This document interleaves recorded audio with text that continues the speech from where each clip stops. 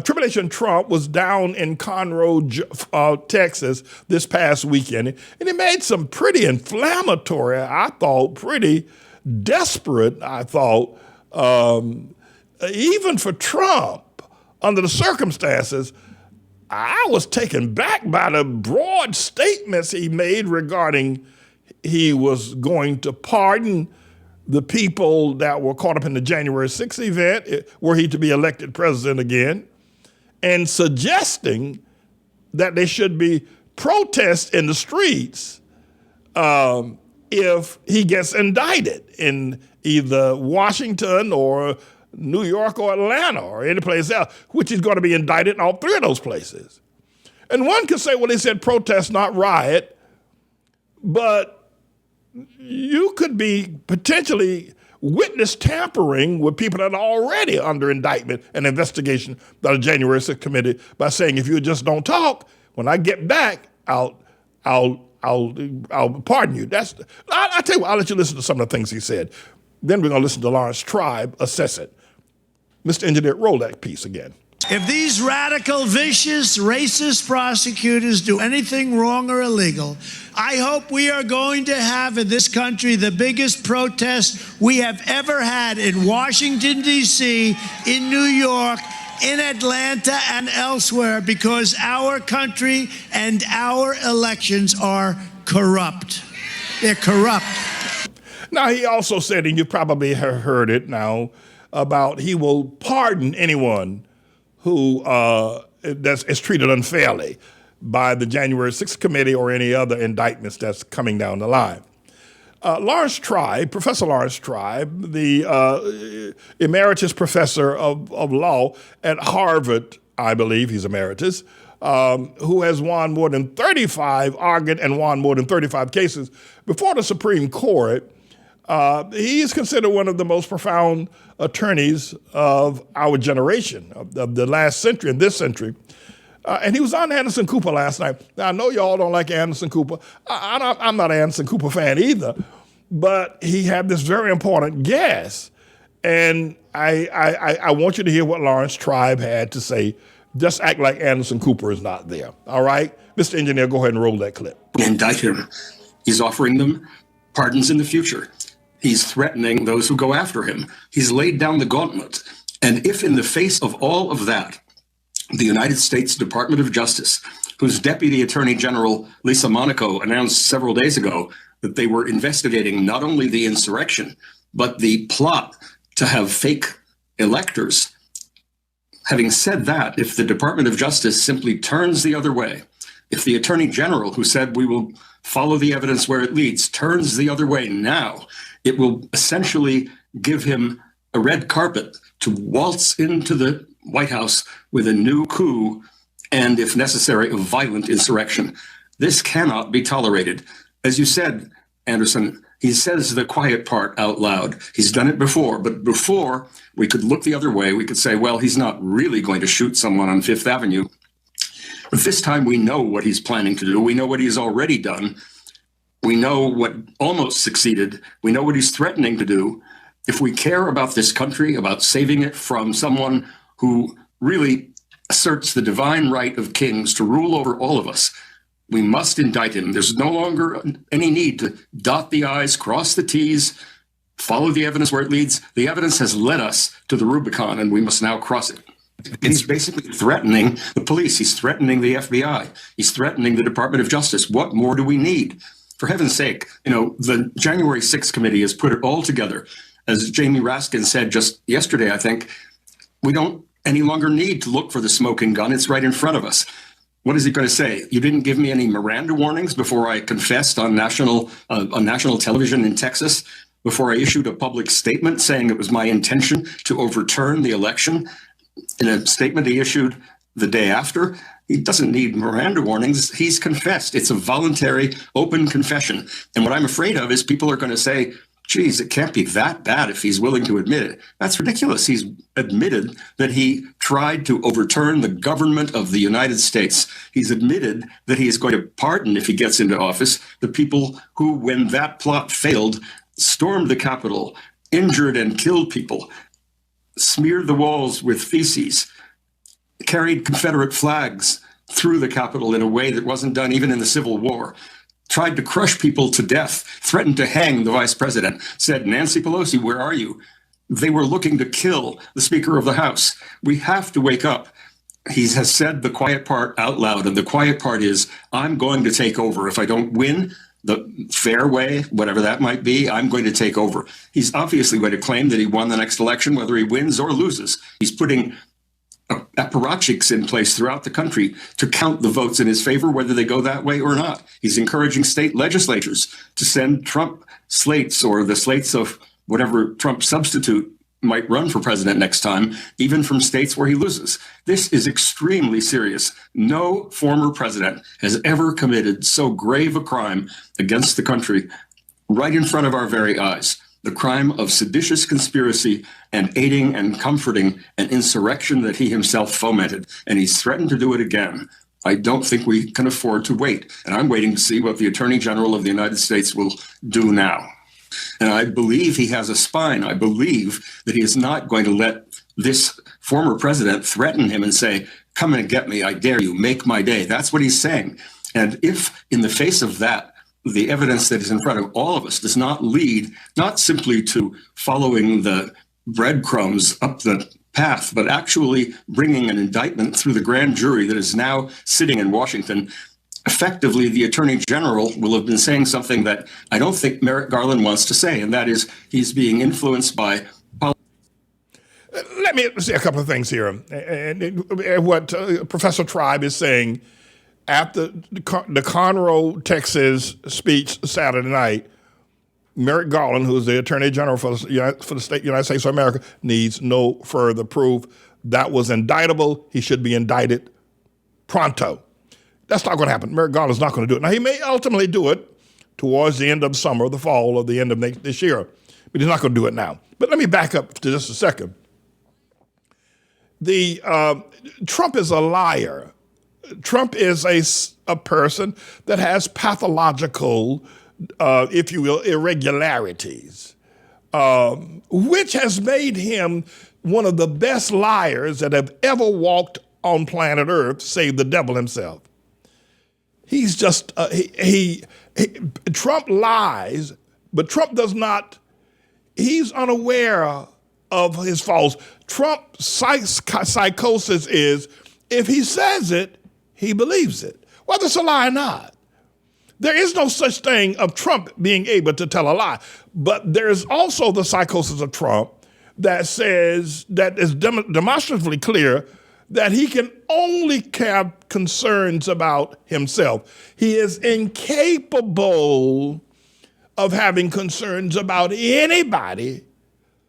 It doesn't matter who it is, whether it's Ivanka or Don Jr., he is incapable of having concerns or cares about anybody but himself. He's incapable of thinking anything that he says is not true.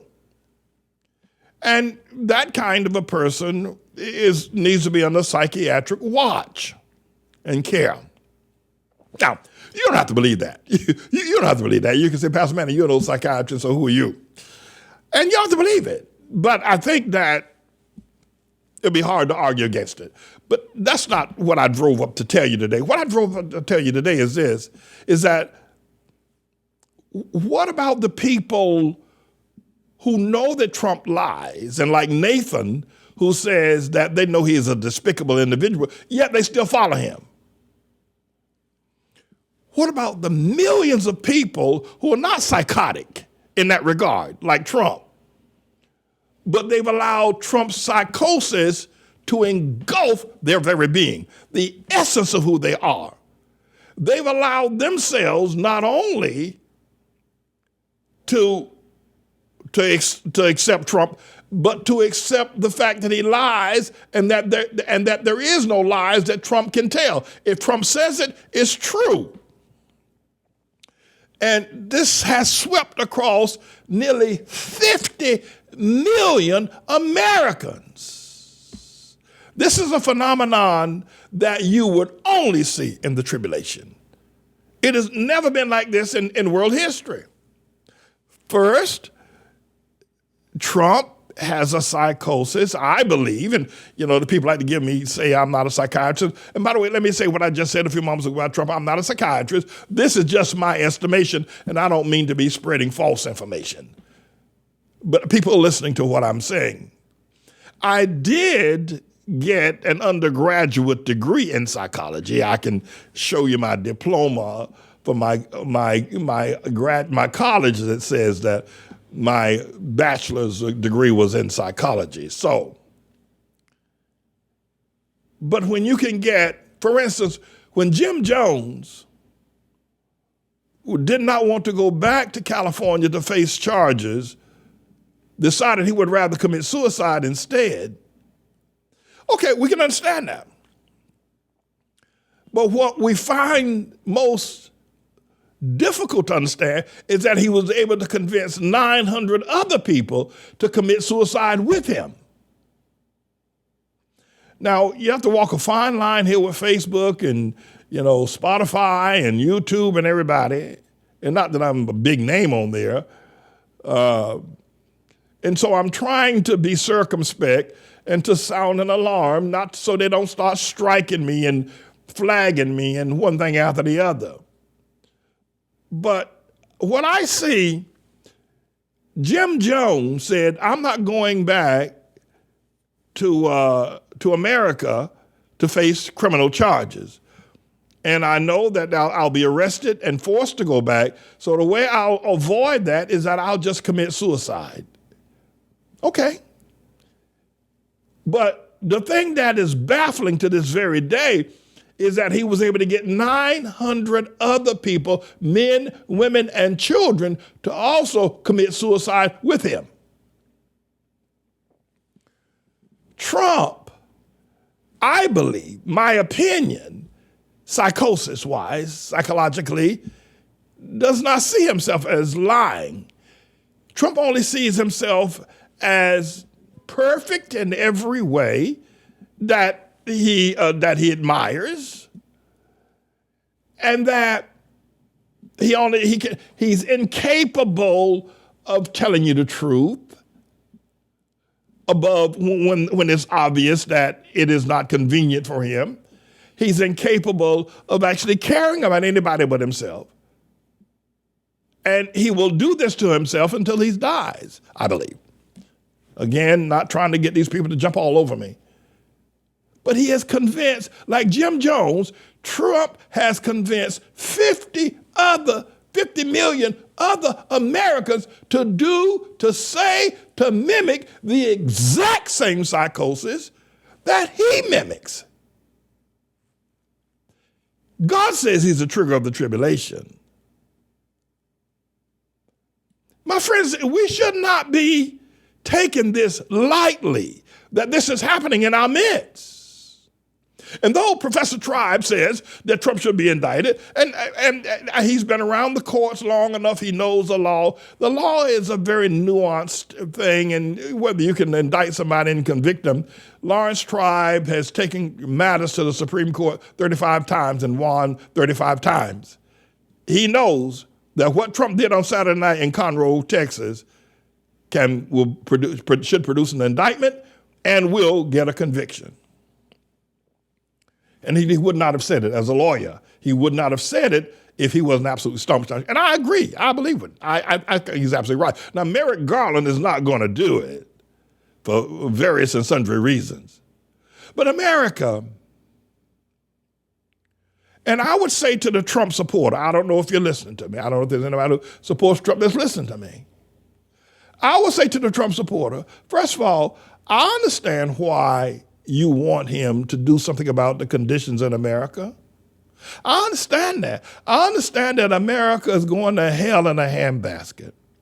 I understand that America is becoming more corrupt every day, LGBTQ running the world. The banking systems are corrupt. There's a whole lot of liberalism going on. There's an anti-God movement. There is shootings in the streets. There is madness, and it looks like the evil, wicked people are winning and have all the power and authority, and good people are always stomped down.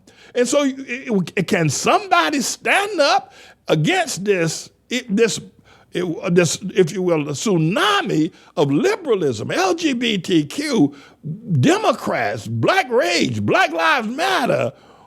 Can somebody stand up against this wall of evil that's coming, that's growing in America? If Trump can do it, I'm with you, Trump, they're saying. I understand that. No, I do. I understand persecution. You ain't seen nothing, my friends. Listen, I'm just about all by myself because I don't even get any help from you. You know, and it keeps coming at me every day, trying its very best to destroy me. I understand that. And so if somebody can come along to help me, you know, I could maybe wink at a few things. That's one of the reasons why I endorsed Trump in the first place, to help me against being hated by everybody that's Black or Negro or African, because I was against Obama. So I thought if Trump could help me, I'll endorse him. That I understand. That I understand. But at some point, Trump supporter, you got to stop drinking the Kool-Aid. At some point, you got to say no to the Kool-Aid. That's what I did. At some point, you got to say, I understand what you're doing, Trump. I understand why you're doing it. God knows we need to do something to do it, so because we ain't going to have no America if we kept letting these liberals, these LGBT, these Democrats, these Kamala Harrises, you know, these Simone Sanders, these Anderson Coopers, you know, these Van Jones. If we let them, Black Lives Matter, we let them keep on, we ain't going to have no America. I understand that. I understand you see that. I see it too. But I'm not going to drink the Kool-Aid in order to manifest the answer. I'm not going to drink the Kool-Aid. I'm just not going to do it. And to you Trump supporter, I sympathize with you. I sympathize with you greatly. But you shouldn't, you know, if Trump goes down that road, and he's gone down it. He's been on it all his life, quite frankly. You didn't know that. But you shouldn't drink the Kool-Aid. At some place you got to step back and say, I'm going to dump Trump. Enough is enough is enough. He's not the one. Let's look for another. And so put your cup of Kool-Aid down, put it down, and then try to get some of your brothers to tell them to put that cup of Kool-Aid. Don't drink the Kool-Aid. If Jim Jones wants to commit suicide rather than going to jail, going back to America and being prosecuted, indicted, and going to jail, he'd rather commit suicide. Don't do it with him. Don't drink the Kool-Aid with Trump. Don't drink the Kool-Aid with him. And I'd like to offer a disclaimer at the conclusion of what I'm saying. I am the Lord's servant. I'd like to say I have a right to preach. I have a right to speak spiritually. I have a right to speak about eschatology. I have a right to speak about the tribulation. I have a right to speak the Bible, just in case we have some atheist people who are trolling me at one of these social platforms who think that somehow I'm out of line. My favorite segment of psychology was the study of the social animal. And what it is to be a social animal. I understand that process, so I can't speak from a level of training, but I do not in any way mean to spread misinformation. And the example of Jim Jones is a real event that took place that horrified the world. That here's one man who didn't want to be indicted and go to jail, and so he committed suicide, but he was able to convince 900 other people who were not going to go to jail to commit suicide with him. I'm James David Manning, everybody. I'm the Lord's servant. When you see the school called ATLAH, you see righteous boys and girls, always standing with the sword of the mighty God, as righteous leaders all over the world. We'll never turn to the left or the right.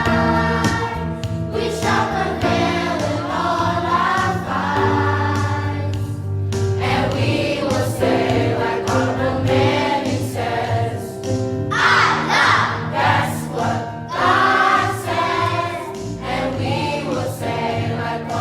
teacher says. Allah, that's what God says. Allah, we love you. Allah, we love you. We love you.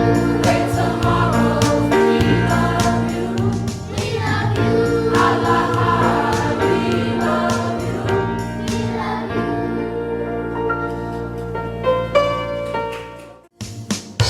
When you see the school called ATLAH, you see righteous boys and girls, always standing with the sword of the mighty God, as righteous leaders all over the world. We'll never turn to the left or the right. We shall prevail in all our fights. And we will say, like Honorable Manny says, Allah, that's what God says. And we will say, like all our teachers